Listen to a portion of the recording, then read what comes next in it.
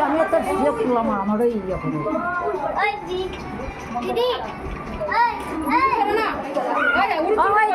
এটা উশৃঙ্খল করিও না ভিডিও